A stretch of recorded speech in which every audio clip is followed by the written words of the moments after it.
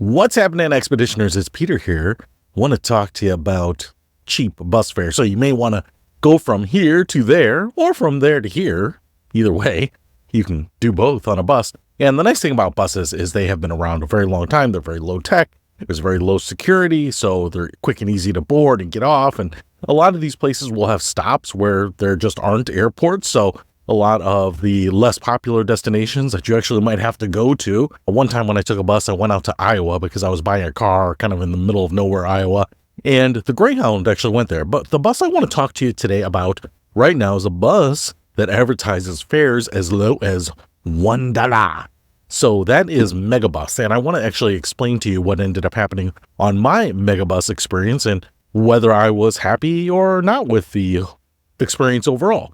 So Megabus is like a big blue bus. They've got this like portly cartoon bus driver character on the side. It's a European thing that's been coming to the United States, and they have been expanding. And so when they actually first showed up, I didn't take them for a long time because I didn't actually know what they were about. But there are a couple things I want to tell you that I think are relevant about the Megabus. First of all, you can go on their website, megabus.com, and check out their locations. Now, in my case, I was going from Chicago to Detroit. Now, they have a stop, I think, in downtown Detroit, but when I say Detroit, I was actually visiting my parents out in the suburbs, and so I took it to Ann Arbor, and they actually stopped at one of the locations at the University of Michigan in Ann Arbor. So if you are someone that is going to school there, that's a pretty convenient stop.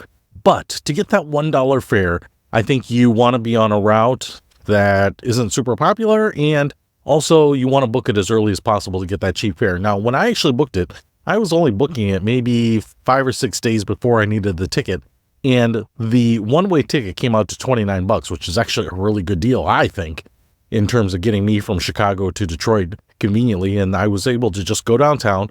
The bus stop wasn't necessarily a stop, but it was just kind of an area, but it had a little Megabus sign, but it wasn't like a train depot type of station like Greyhound. So if you go to a Greyhound stop, usually there's like a bunch of buses there. It's kind of almost like an airplane terminal in some ways, but Megabus wasn't like that. And so I just went to the Megabus when it rolled up.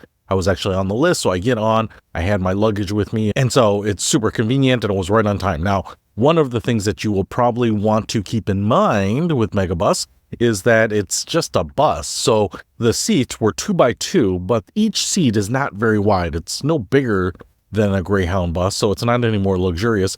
They're pretty tight, and I would say they're kind of tight like economy class seats on an airplane. So they're not super wide. There's not a ton of legroom. There's probably a little more legroom than there is in coach, but you don't get like this big, huge luxury bus experience. There are actually some buses like that. I think the Jet bus in the New York or East Coast area is kind of like that, and I'm excited about checking those out too.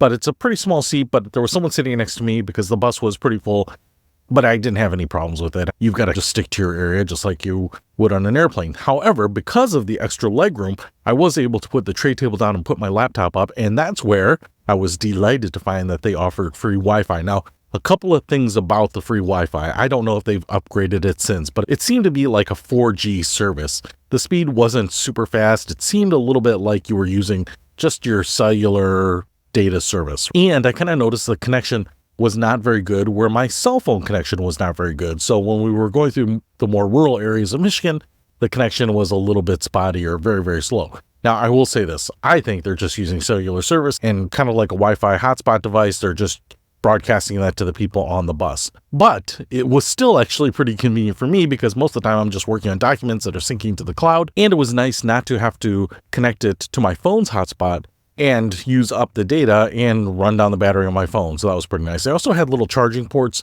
around where I didn't need that because I was only going to be on the bus for a few hours. But overall, the experience was pretty nice. Now, I will say this, because we were driving from Chicago to Detroit, which is probably a 4 to 5 hour trip, they did stop somewhere in the middle, like at one of those big rest stops. And they said that we're going to be there for 20 or 30 minutes. I didn't know that. So a lot of people got off. You get a drink, a sandwich, you kind of stretch your legs a little bit. You want to make sure that you're back on the bus. The driver was outside the bus telling people to get back on and stuff like that. But despite having a little stop in there, it was still faster than the train. Now, I've taken Amtrak from Chicago to Detroit many times, and that's usually like 6.5 hours. And the reason there is because there are so many stops, and because I think you're kind of giving way to freight and some other stuff. Amtrak actually just does not go that fast, even though it's on a track. Even though the bus still has to abide by traffic rules and speed limits and all that stuff, it's just pretty efficient, and you don't have as many stops. I don't know how many stops they had between Chicago and Detroit, but it wasn't as many as I thought it might be. So, would I take Megabus again?